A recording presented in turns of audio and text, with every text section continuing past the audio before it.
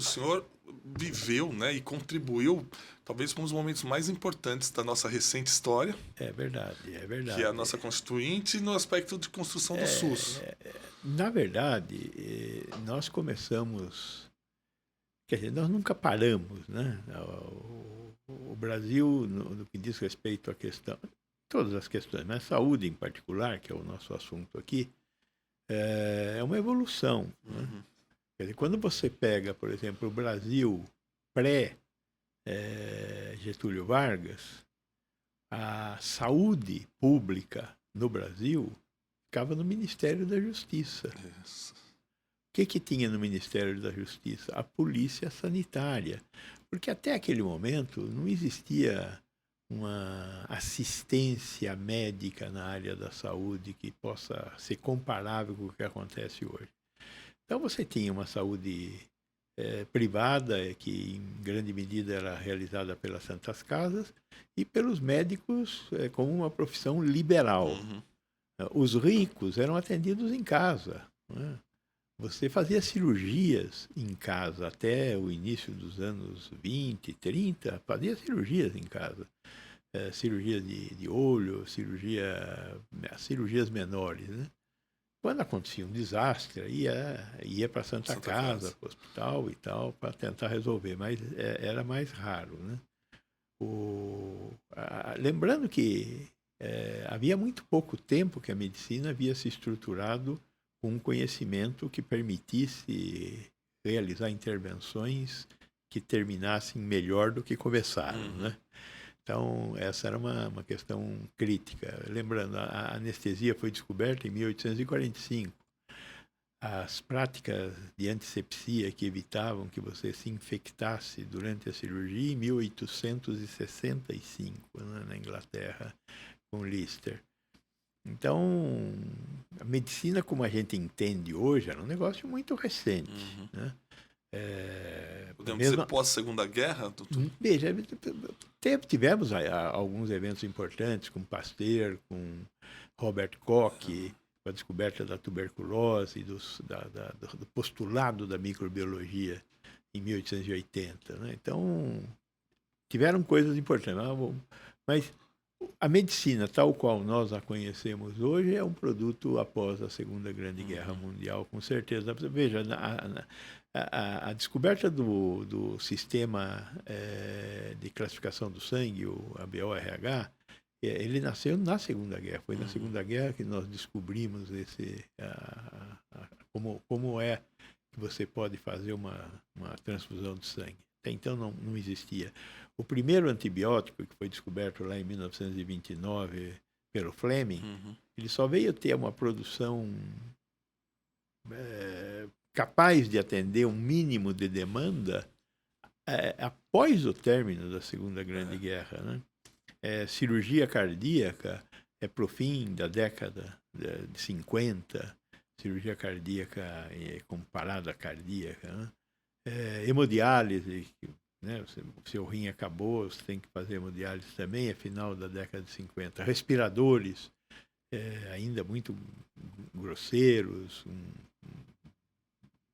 difíceis de operar, do final da década de 50, início da década de 60. A UTI é uma invenção inglesa de 1966. Né? A revolução que aconteceu, por exemplo, no registro de medicamentos depois do desastre que foi a talidomida também em 60. Né? Então, naquele período pré-30, polícia sanitária. Pós-30, se começa a estruturar no Brasil a assistência médica para os que tinham carteira de trabalho assinada através dos IAPs, que se juntam em 1966 no INPS, e depois em 1977 né? O INAMPS. E nesse meio tempo nasce também a medicina privada brasileira, não só dependente do médico liberal, né? Em 1956 começa aí com a primeira medicina de grupo aqui na região do ABC. A Sancil. A Sancil, exatamente. E por causa da incapacidade do IAPI de atender uma demanda que foi explosiva por causa da instalação da indústria automobilística, né?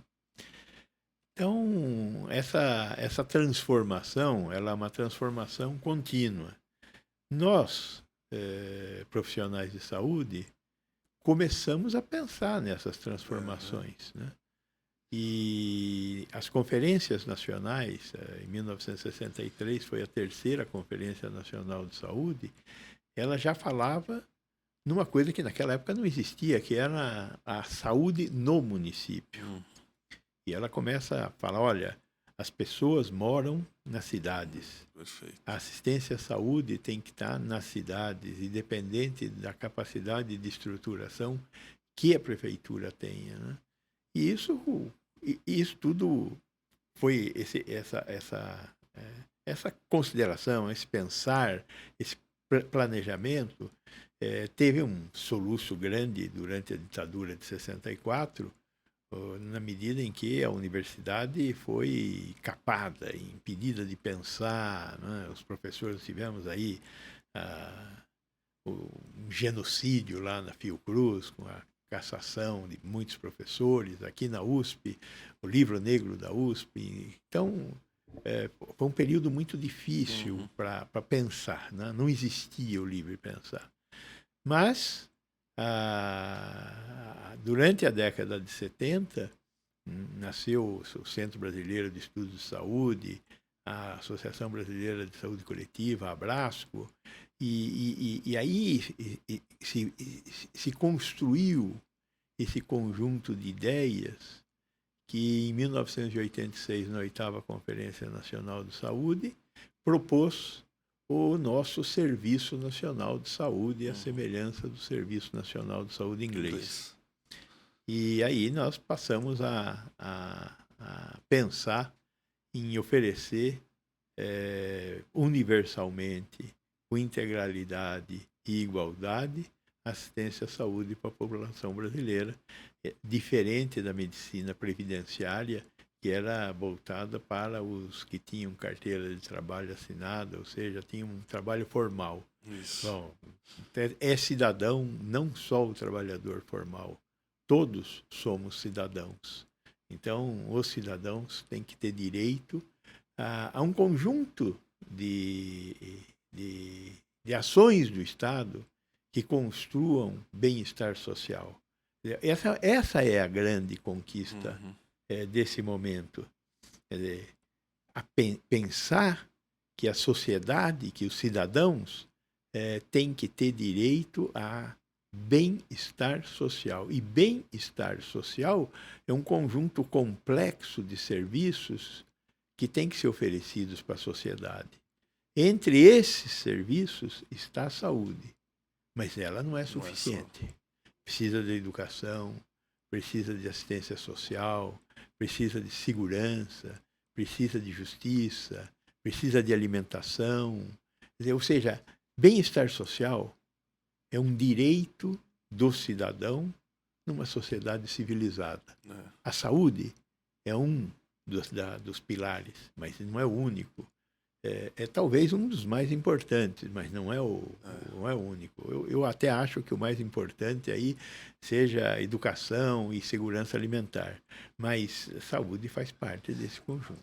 E aí, gostou desse episódio? Deixe o seu like, se inscreva em nosso canal e indique para os seus amigos, familiares, colegas, para que a gente possa cada vez mais aumentar essa corrente do bem e gerar o match da saúde para todos. Um abraço.